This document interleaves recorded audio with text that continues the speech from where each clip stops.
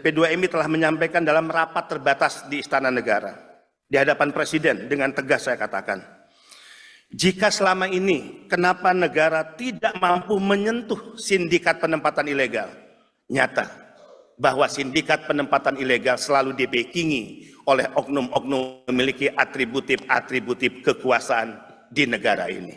Di depan Presiden, di hadapan Panglima TNI, di hadapan Kapolri, Menteri dan lembaga, saya katakan, oknum-oknum itu berasal dari oknum TNI Polri, oknum-oknum kementerian lembaga, dan bahkan oknum di BP2MI terlibat dalam sindikat penempatan ilegal pekerja migran Indonesia. Tentu jika saya menyebut seperti ini tidak boleh ada institusi yang merasa rendah diri atau merasa dipermalukan. Kita percaya oknum brengsek dan pengkhianat Republik akan selalu ada dimanapun.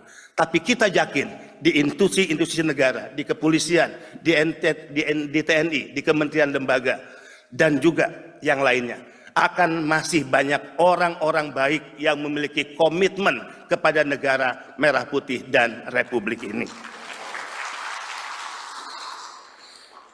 Bahkan ada tren baru saya ingin laporkan kepada Pak Saleh. Kalau dulu kita berpikir korban penempatan ilegal adalah mereka yang pendidikannya menengah ke atas. Tidak seperti itu dalam kasus penempatan ilegal ke Kamboja. Rata-rata mereka adalah anak-anak muda, lulusan SMA, kemudian juga bahkan S1. Dan ada case beberapa anak muda S2. Dan dari Sumatera Utara juga tidak sedikit yang menjadi korban. Untuk hal ini, saya menyatakan di depan Presiden, Panglima TNI, dan Kapolri, sebetulnya sangat mudah untuk menangkap siapa aktor di balik bisnis judi online di Kamboja dan siapa aktor di balik scamming online.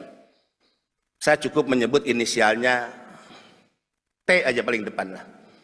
Yang kedua saya nggak perlu sebut. Dan ini saya sebut di depan Presiden. Boleh ditanya kepada Pak Menko, Pak Mahfud MD saat itu. Ya, Presiden kaget. Pak Kapolri kaget, agak cukup heboh rapat terbatas saat itu. Orang ini adalah orang yang selama Republik ini berdiri mungkin tidak bisa disentuh oleh hukum. Mohon maaf dengan segala hormat. Saatnya negara mengambil tindakan tegas, tidak hanya menyeret para calo, kaki tangan, tapi mampu hukum menyentuh para bandar, para tekong, mereka yang kita kategorikan sebagai penjahat, penjual anak bangsa yang selama ini mengambil keuntungan dan pesta pora dari bisnis haram perdagangan manusia. Download Tribun X sekarang, menghadirkan lokal menjadi Indonesia.